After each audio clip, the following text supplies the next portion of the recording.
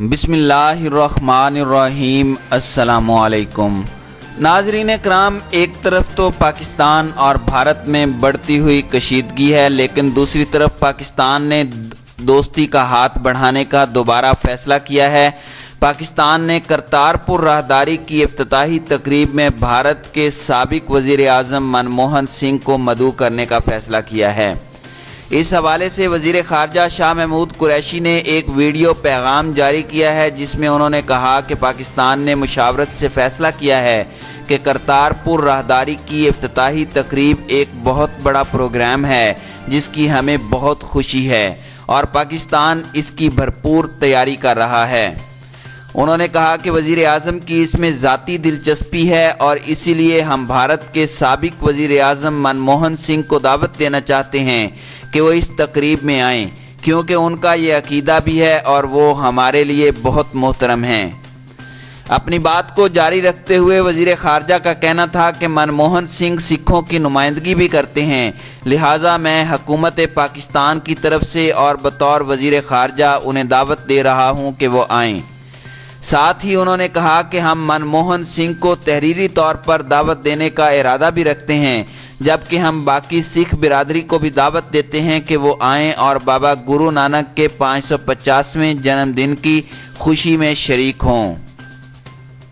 ناظرین کرام، خیال رہے کہ گزشتہ برس اگست میں سابق بھارتی کرکٹر نوجوت سنگھ سدھو پاکستان تحریک انصاف کی دعوت پر وزیر اعظم عمران خان کی تقریب حلف برداری میں شرکت کے لیے پاکستان آئے تھے۔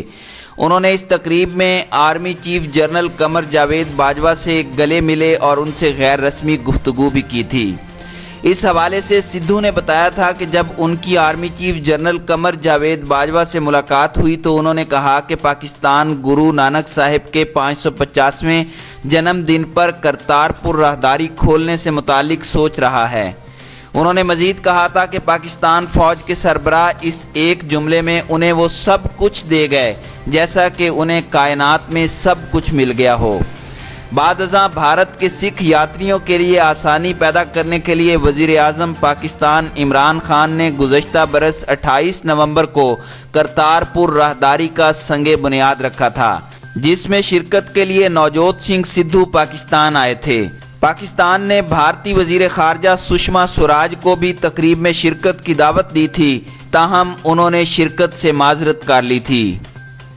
ناظرین کرام، کرتارپور پاکستانی پنجاب کے ضلع نارووال میں شکر گڑھ کے علاقے میں دریائے راوی کے مغربی جانب واقع ہے، جہاں سکھوں کے پہلے گرو نانک دیو جی نے اپنی زندگی کے 18 برس گزارے تھے۔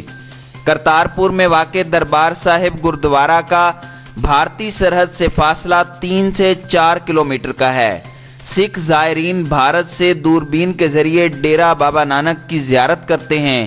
بابا گرو نانک کی سالگرہ منانے کے لیے ہزاروں سکھ زائرین ہر سال بھارت سے پاکستان آتے ہیں۔ ناظرین کرام، پاکستان میں واقع سکھوں کے دیگر مقدس مقامات ڈیرہ صاحب لاہور، پنجہ صاحب حسن ابدال اور جنم استھان ننکانہ صاحب کے علاوہ کرتارپور ڈیرہ بابا نانک سرحد کے قریب ایک ہی گاؤں میں ہیں۔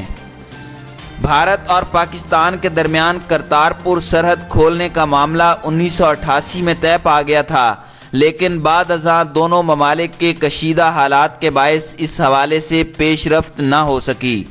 سرحد بند ہونے کی وجہ سے ہر سال بابا گرو نانک کے جنم دن کے موقع پر سکھ بھارتی سرحد کے قریب عبادت کرتے ہیں اور بہت سے زائرین دوربین کے ذریعے گردوارے کی زیارت بھی کرتے ہیں۔ ناظرین کرام، کرتارپور راہداری بھارت اور پاکستان کے درمیان زیر تعمیر سرحدی راہداری ہے، جو بھارت میں واقع ڈیرہ بابا نانک صاحب کو پاکستان میں نارووال کے علاقہ کرتارپور میں گردوارہ دربار صاحب کی عبادت گاہ سے منسلک کرے گی۔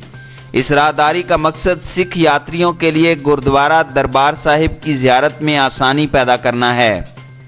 ناظرین کرام، کرتارپور کی افتتاحی تقریب کے حوالے سے سکھ برادری بڑی دیر سے منتظر تھی۔ وفاقی وزیر برائے مذہبی امور نور الحق قادری نے کہا کہ وزیر اعظم کی کوششوں سے نومبر میں کرتارپور کھل جائے گا۔